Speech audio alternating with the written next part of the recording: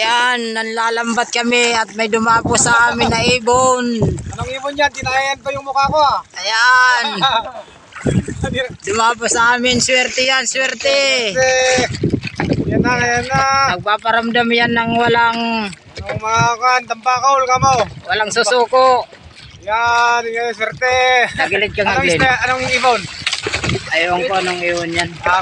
Tagilid ka nga kasi nakatalikod siya eh. Yan. Sige ba? Yan. Ayan siya oh, dumapo sa amin. Samantala nandito kami sa Kalawakan. Laot. Andito kami sa laot. Ang layo ng bundok. Ayan oh. Huwag lang ako malalaglag. Kaya kanina, kaya hawak ko ng cellphone ko. Ayan. Nasa ano kami, sa laot. So ayun, ang ibon nasa tuktok na ng ulo. Yun, dyan lang yan. Huwag mo lang galawin. Tara, tuloy-tuloy tayo magpandaw ng lambat.